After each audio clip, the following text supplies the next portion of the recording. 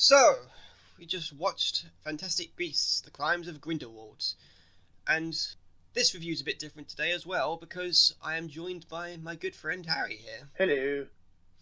So, so we're really just going to get straight into this and get our general preferences out for the film. So, what did you think of the movie, mate? Well, I liked it. I thought it was this is going to be a very odd review because I did like the movie, but I didn't think it was a good movie. If you know what I mean, because I'm a big fan of Harry Potter, and the first Fantastic Beasts is I like that. It's not a great movie, but I like that a lot. But this one, movie, the plot was sort of all over the place, and some of the motivations were odd. But we'll get into that later. But for like a sort of overview, it was okay, I guess. Okay, so I'm honestly coming from this as more of a casual sort of fan. Again, I'm not much of a Potterhead as you, so I don't really know the headcanon of the series off by heart. But I have taken notice that some people have gotten very angry with this film and the story decisions it's chosen to take. And honestly, when I first saw this film, I didn't actually mind it. I enjoyed it a lot. But giving it a bit of time now to actually think it over, I do kind of see where they're coming from. And I can also see the flaws in how it's handled as a movie. Because I do feel the sense that this film feels like the second act in a trilogy rather than a standalone story as part of a big 5-part series. This film really does try to push for the Geralt Grindelwald and Dumbledore storyline. And again, kind of what we reiterated in our first podcast episode, the Fantastic Beasts brand was a series they shouldn't have tried tagging in with the Grindelwald storyline. Seeing Newt and the gang again was a lot of fun. Outside of them just being good actors, they were also fun characters, and it was great to see them return for this story. But I also feel that there's several plots trying to battle between each other for this film. There's the stuff with Newt and his gang, there's the stuff with Grindelwald and Dumbledore, and then there's the stuff with Queenie and Theseus, and all these other stuff. And I just feel like I get where JK was probably trying to go, but I feel like it's at points trying to get too ahead of itself. They've set up so much in this film that has to be wrapped up likely in the next film, because I can't really see them prolonging all of this, especially if it's meant to be culminating in the final film with the battle with Grindelwald and Dumbledore. Yeah. Well, this film did seem like a set-up movie. Like, you couldn't really do much else with it. Yeah, I think this film is the closest example to... I don't want to compare it to Batman v Superman, because this is a far better movie than that. I'll say that. As much as people will complain, I still enjoyed this film, mainly out of the fact that there is a lot of likeable stuff in it. And that's not just talking about the casting, the actors and their performances, the music especially. I think that was one of the highlights for me, so hearing all these different themes and altercations of the classic ones we know from the main Harry Potter series.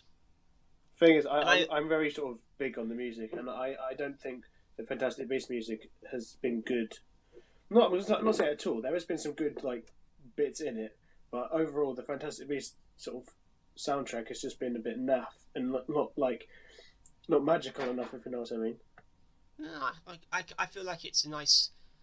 I wouldn't say it's equally parallel to that of the Potter films, but I feel like it still feels that energy of magic and wonder to it.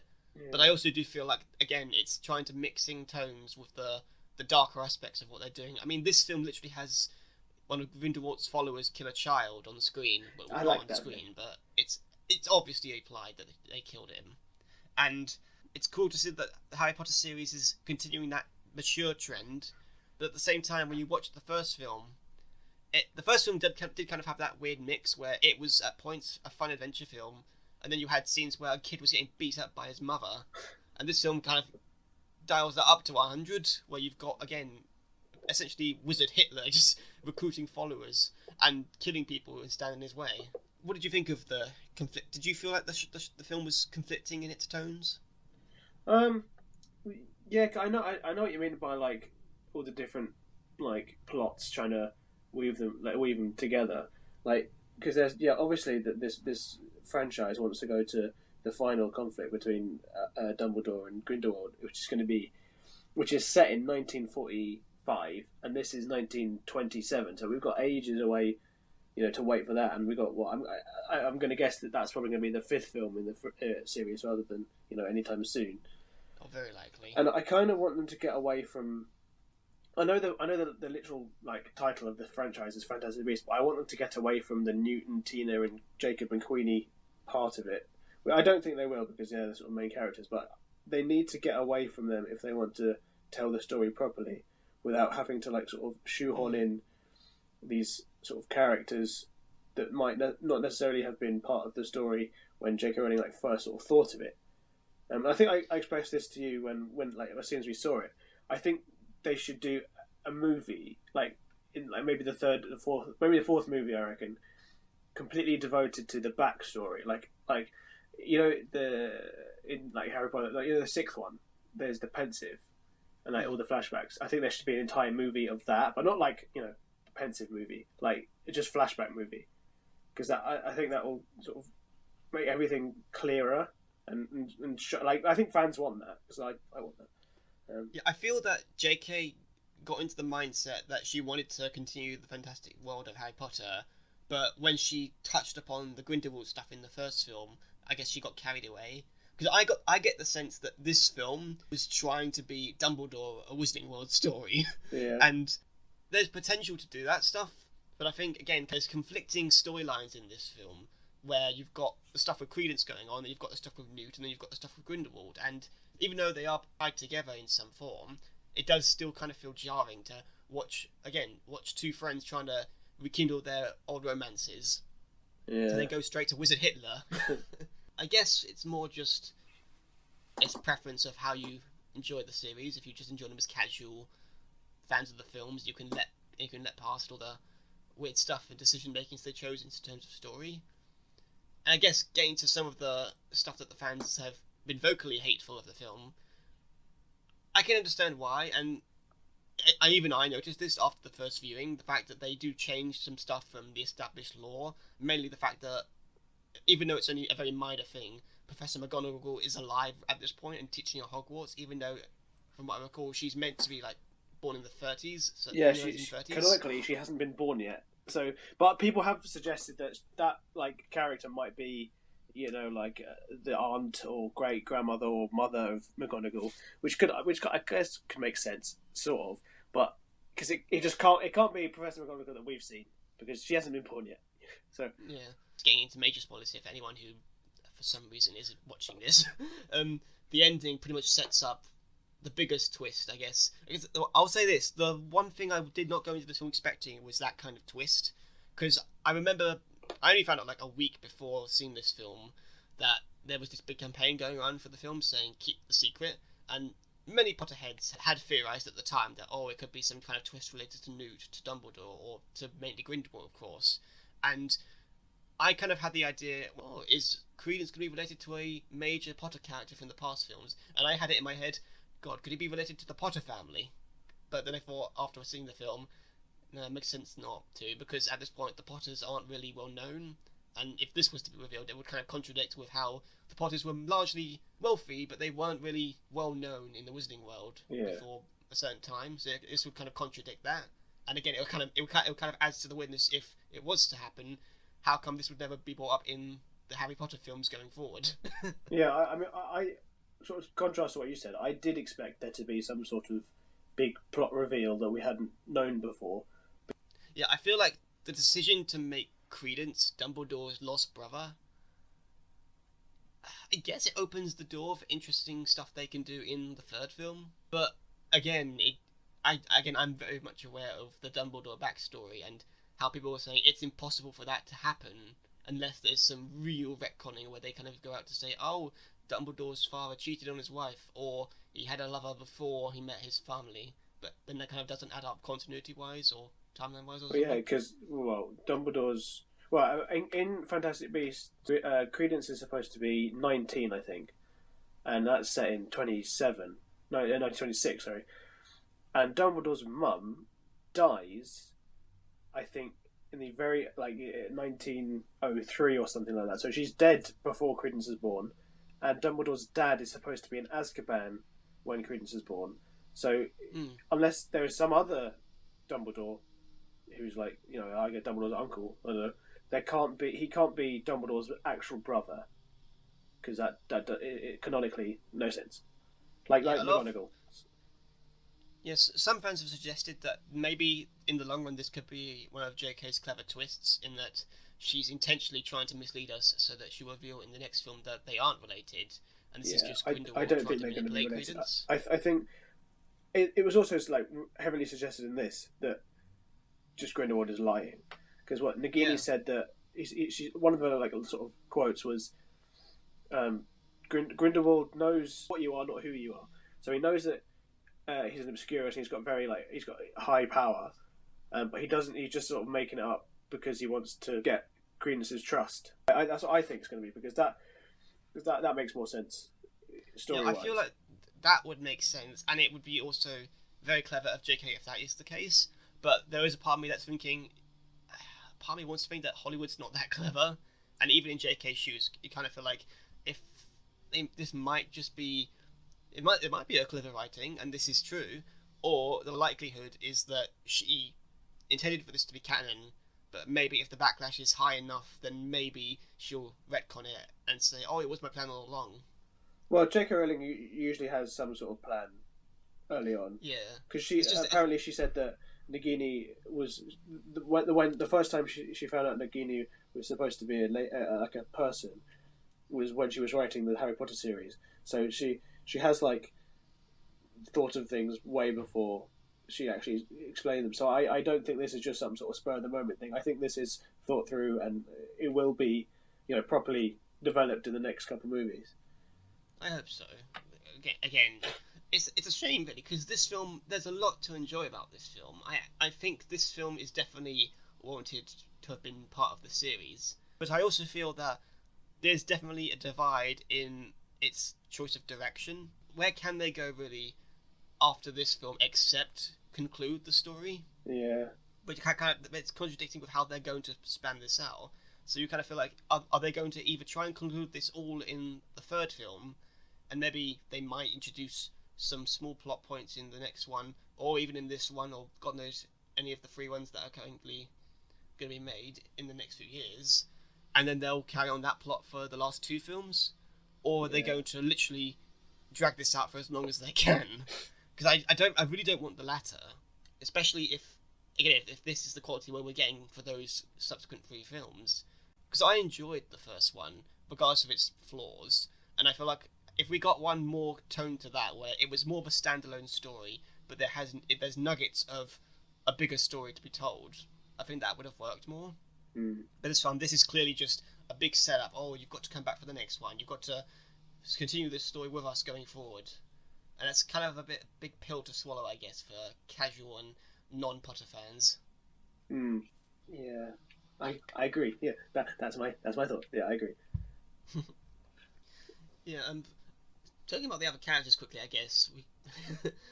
What do you think of Lita Lestrange and Queenie and all their handlings in the story, and Nagini too? Do you think they were warranted to be part of this film? Well, I think Queenie was the most sort of relevant to the story because it was like she wanted to marry Jacob, but she wasn't allowed to in America. But that's what Grindelwald wants. He wants everyone to be free, which I don't think he actually wants. I think he's just lying. Again, he's very deceptive. So her sort of story made sense. I like that. I like that.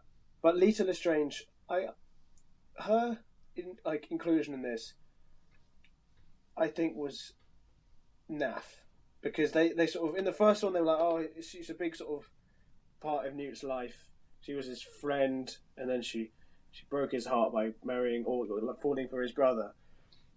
And that was just sort of like in this, it was like, oh look, there she is, and she's talking to Newt, and everything's fine. Okay, fair enough. Yeah. And then she died. It's like, oh, great. But then the flashback stuff with Hogwarts that didn't really add much to me. I was like, okay, yeah, that's exactly what they said would happen. Yeah, great. I feel like this film, again, evident from the trailers and from what some people have said, I feel like this film has been cut down to an extent, and I think that shows in the flashback scenes because I think there's one scene from the trailer that shows Lita in like a gown dress and she's watching someone dance. And you kind of get the sense that this was meant to be some kind of ballroom, I guess. Yeah, I saw that. Yeah. Yeah, and that's nowhere in the film. at least from what I can remember. And again, with what they were doing with the flashbacks and kind of what they were setting up in the trailers, you kind of thought, is this going to be the film where they're obviously going to explain why he was expelled from Hogwarts? And we get some scenes with them two together in Hogwarts, but we never get that scene of whatever she did getting out and basically Newt taking the fall for it. We never get that. It's kind of, again, it's either been deleted from the film for time restraints, or it's been pushed back for another film, which I think doesn't make any sense because, again, she's been killed off in this film. So yeah, it feels like unless they're going to try and pull a resurrection stone and bring her back in some form and have them drag out the love triangle thing. Yeah. But another thing I noticed, does Newt come across as a bit of a dick in this one? What, Newt? Yeah, I kind of got the sense that he's meant to be this lovable, kind of introvert character. Yeah. But he seems to be very dismissal of his brother, even though his brother is clearly shown to be very caring for him. I think it's just because the character of Newt doesn't have very good social cues, so he just doesn't think like normal people do. So therefore, it comes across as mean, but it's just sort of him being him. I just want to get to a couple of things that I did like. So I've said lots of things I don't. It's just like a couple of listing off some things I like. I like the inclusion of Newt's house. Like I like that we see that where he lives, because when after the sort of bit of the ministry, I was like, oh, where's Newt going to go? He doesn't live anywhere. I was like, oh, of course he does. He lives in England. Of course he has a house. But like, his house is like a sort of extension of his case. It's like down in the sort of the basement. There's a massive area where all his beasts are, which I thought was quite an interesting addition. Yeah, I enjoyed. Again, another thing that people have talked about is that this film is definitely focused more on world building, and I can see that, and I enjoyed that aspect of it. And I just feel like it's a shame that took more of the front seat rather than some other aspects. Yeah. But I definitely enjoyed the small moments, like again seeing a wizarded circus for the first time and seeing Newt's apartment and bits of the French Ministry of Magic. Yeah, all the ministries were like. Well, the French ministry was. It's nice to see that sort of stuff. Because my favourite, I don't know why, but my favourite bit of like the Harry Potter series is the Ministry of Magic. So I was really excited to see that again. But we didn't really see much of it. We sort of saw the stuff we've seen just from a different angle, I guess. But yeah, it was just nice to see that sort of bit. I thought, the in sort of interrogation scene in the Ministry when that guy comes out of the shadows and he's like, "Classics Commander" or something like that. He sounded like Tommy Wiseau. That's the sort of impression I got, because he sounded like sort of some like European sort of thing, like Scamander. Okay. Yeah. Yeah, I'm not gonna lie. I just, as soon as he appeared, I just smiled because it's very cliche to have the guy in the office you don't like, and he comes out of the shadows. Oh god, he's got to be a bad guy. Yeah. And turns out he was a bad guy. Yeah. Oh, okay. I did like seeing Hogwarts, but then again, we saw everything. Well, we pretty much saw everything about Hogwarts in the trailers, so nothing was really new. It was all like, yep, that's the bit from the trailer. Oh, that's it. We don't get anything else. Yeah, I feel like this film falls into the trap that Fallen Kingdom went into, where they showed too much in advertisements, and I guess smart heads would probably be able to figure out the entire story, and lo and behold, they did. Yeah. But I don't recall if anyone ever thought of the twist coming. No, I don't. I never heard that before the movie. Yeah. Nicholas Flamel. So I like the addition of Nicholas Flamel, and we saw the Philosopher's Stone, which is nice, but he didn't like. I thought he was a good actor, and like his scenes were funny, or like the bit where he's sort of running, but he's not running. I thought that was quite funny. But the reason he was in it, I guess, was because it's familiar to the Harry Potter universe. And then at the end, he helped them out. But that last big blue dragon scene, I thought that was a really sort of naff ending, because it wasn't emotional, and it wasn't like a duel between two people, or like, multiple people fighting each other. It was them just sort of using fire against the blue dragon for like longer than, it felt ages, that scene, and it was like, okay, I don't care about this, please go away. And then I guess Nicholas Flamel came in because he was good at magic, and he told them what to do. But it was just sort of a bad inclusion, I think. Yeah, I kind of got the sense that the film, when it got to that point with Grindelwald in his speech scene, I kind of thought that was meant to be like the midpoint of the movie. Yeah. And the climax was going to take place at Hogwarts or something. Yeah. As kind of evident when you see the gang just standing outside the gates. And I thought for a second, oh, there's going to be some kind of competition at Hogwarts, and that's where they're going to reveal the big twist. But yeah, as you said, that is the literal climax, and I will admit it does feel cheaped on at points. It does feel it feels less of an impact, and I just feel that they could have had a more emotional, impactful ending that made the whole story seem, sort of tie it up at the end, I guess.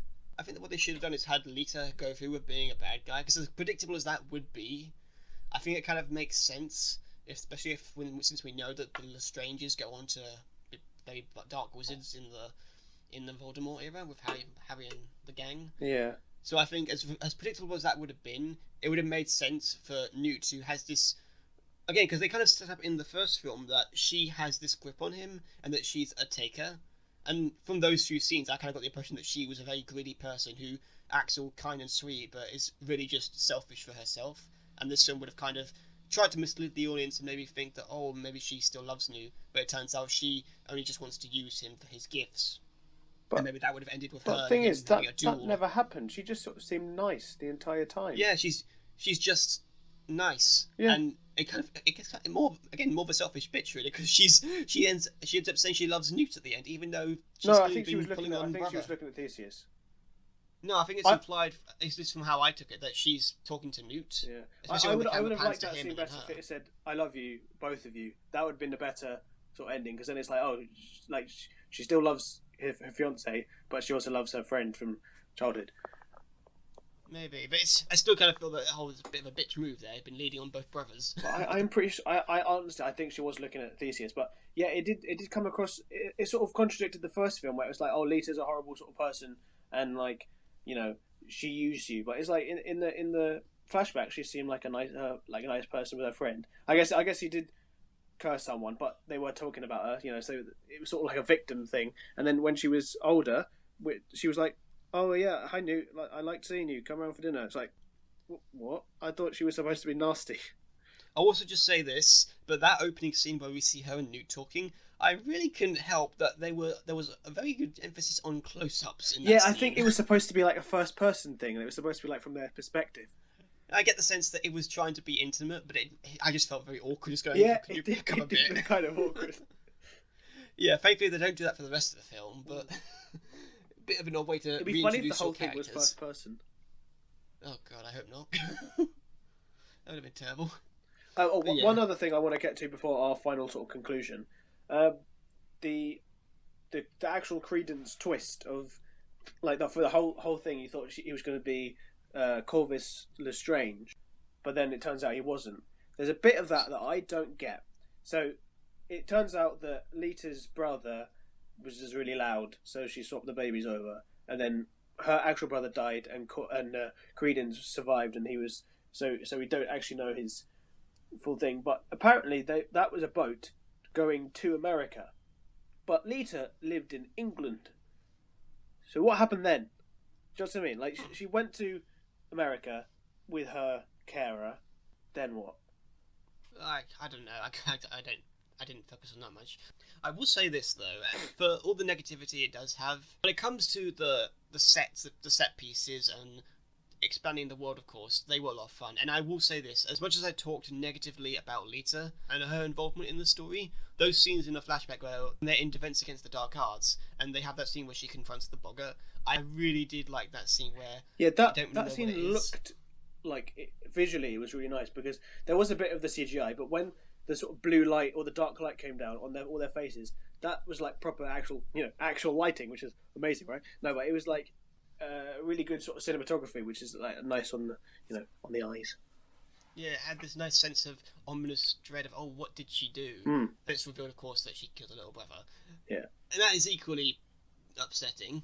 But again, I just feel like that kind of, they shoehorn that in. Yeah, well, not shoehorn, but they really just dump it on us in that last few minutes to try and tie up with the Credence plot, and then all of a sudden, oh, now we're going to Grindelwald.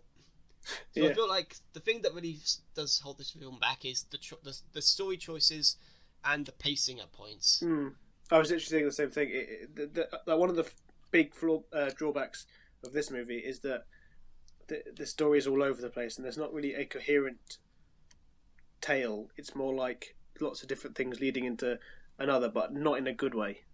Yeah, I think you wanted to put it, it feels more like they're trying to do the stuff with Dumbledore full front and center, and you've just got Newt and the gang tagging along because they've got the brand for Fantastic Beasts on them. Mm. That again, that's what they should have done. Again, what they should have done is have a trilogy focused on the Fantastic Beasts aspect. Have it be about Newt and Tina meeting. Again, they could have started off with the first film, but they could have done their own trilogy that just focused on their group and gone on some adventures. Again, go to exotic places and corners of the wizarding world and have that nice little story knitted together. And then they could have maybe spun off doing another series about the Grindelwald stuff and the First Wizarding War. It would have kind of actually been cool to follow Theseus Scamander and his story as an aura. Again, I feel there's potential for what they could have done, and I just feel like JK wanted to tell both stories, and they just didn't hit the landing mark as best they could. Mm. But I guess concluding in this all really, I feel that this film isn't going to go down as the worst Potter film made. But I do feel like this is definitely a trip up in in the series, and it's going to have repercussions that will either have to be explored and cleaned up, or they're just going to go with it and see where it takes them. This film, its characters are enjoyable to watch. It's fun to see Newt and the gang. It's fun to see Grindelwald. And again, just a bit of an add-on there. I will say I was surprised by Johnny Depp's performance. I'm glad he didn't phone it in. Yeah. He was I good think in definitely this. does sell being Grindelwald, which is nice. Again, nice to know that in the long run he's not damaged the brand. Let's just hope he just stays out of trouble in real life then. Yeah. But again, closing off officially, I feel that this film has flaws. There's definitely going to be Potterheads out there that will not enjoy this film. But I think if they try and put that to the side and just enjoy it as it is, and maybe in the long run this will pay off down the line. But I think it's an alright film. Yeah.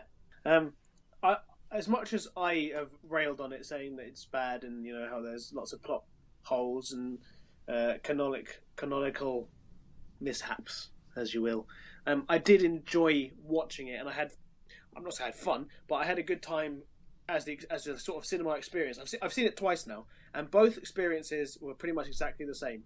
Like, I didn't like it better the second time. I didn't hate it more the second time. I thought it was exactly the same the second time. So I liked it because it was Harry Potter, but as a story, it didn't really hold up. Okay. Well, in that case, thank you for joining me for this review, Harry. I hope That's all right. By all means, let's just hope for the future now and see where Potter goes. In the meantime, thank you for joining us, everyone. I am Kobi. And I am Harry. And this is Grey Owl Reviews. Thank you for joining us, and we'll see you in the next video. Bye. Goodbye.